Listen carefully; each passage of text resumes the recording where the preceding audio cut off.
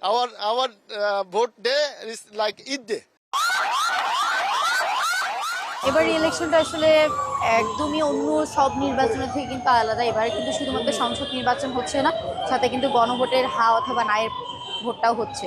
তো এটা আসলে এই নির্বাচনটা জুলাই পরবর্তী একটা নির্বাচন, এবং আমরা যে ভবিষ্যৎ বাংলাদেশ চাচ্ছি, যে বাংলাদেশ হচ্ছে কি দুর্নীতিমুক্ত, সন্ত্রাসমুক্ত একটা সুন্দর, যেখানে সবাই সবার অধিকারগুলো পাবে, মানে ন্যায় ও ইনসাফের বাংলাদেশ, সেইটার পক্ষে আসলে আমাদেরকে অনেক দূর নিয়ে যাবে বলে আমরা আশা করতেছি, যদি গণভোটে হা জয়যুক্ত হয়, এবং আমি আশাবাদী গণভোটে হাই জয়যুক্ত হবে।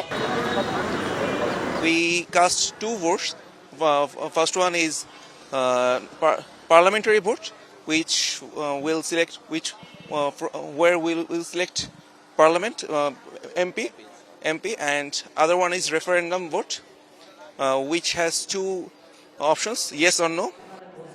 দেশের ত্রয়োদশ নির্বাচনে নতুন সরকার বেছে নিয়েছেন বাংলাদেশের মানুষ, বেছে নিয়েছেন নতুন পরিচয়। বাঙালি নয়, এখন থেকে তাঁরা বাংলাদেশি। গণভোটে রায় দিয়েছেন বাংলাদেশের মানুষ, রায় দিয়েছেন সাংবিধানিক সংস্কারের পক্ষে, যা মানতে হবে তারেক রহমানের সরকারকে।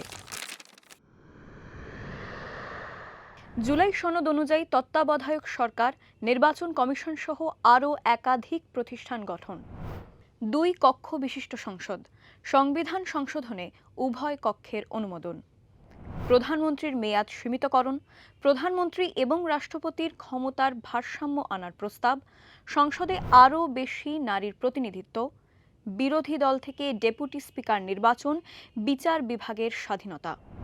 জুলাই সনদে উল্লেখিত রাজনৈতিক সংস্কার বাস্তবায়ন বাধ্য থাকবে নির্বাচিত সরকার। তারেক রহমানের বাংলাদেশ জাতীয়তাবাদী পার্টি কোন পথে দেশকে চালাবে তার দিশা ঠিক করবে বাংলাদেশের মানুষ। অতীতে বাংলাদেশে গণভোট হয়েছে 3 বার, 1977, 1985, 1991। 2011 সালে সংবিধানের 15 সংশোধনী এনে গণভোট বাতিল করেন শেখ হাসিনা। 2024 সালে গণভোট ফিরিয়ে নিয়ে আসেন অন্তর্বর্তী সরকারের প্রধান মুহাম্মদ ইউনূস। এই নির্বাচনের মাধ্যমে আমরা শুধু জনপ্রতিনিধি নির্বাচন করছি না, একই সাথে আমরা সিদ্ধান্ত নিচ্ছি বাংলাদেশ কোন পথে এগোবে। আমরা কি একটা বৈষম্যহীন, ন্যায়ভিত্তিক ও জবাবদিহিমূলক রাষ্ট্র গড়তে পারবো, নাকি আবারও পুরনো ক্ষমতাকেন্দ্রিক ও অনিয়ন্ত্রিত বৃত্তে ফিরে যাব? এই প্রশ্নের উত্তর দেবে গণভোট। গণভোটে বাংলাদেশের মানুষ সেই উত্তরই দিয়েছেন।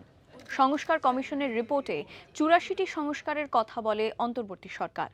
এর মধ্যে 47টি সাংবিধানিক এবং 37টি আইন বিষয়ক। নির্বাচিত নতুন সরকার এই সংস্কার করতে বাধ্য থাকবে। ভাষা, জাতি ও মৌলিক সংস্কার। রাষ্ট্রভাষা হবে বাংলা, অন্যান্য মাতৃভাষাকে স্বীকৃতি।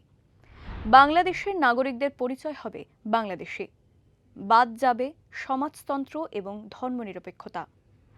সংবিধানের মূল নীতি হবে সাম্য, মানবিক মর্যাদা, সামাজিক ন্যায় বিচার, ধর্মীয় স্বাধীনতা ও সম্প্রীতি।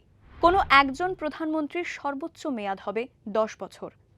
সংসদে নারীদের জন্য সংরক্ষিত আসন 50 থেকে বাড়িয়ে 100 করা হবে। যদিও কমিশনের এই সংস্কার সুপারিশ নিয়ে রাজনৈতিক দলগুলোর মধ্যে রয়েছে ভিন্ন মত, সেই ভিন্ন মতকে উড়িয়ে দিয়েছে বিপুল জনাদেশ।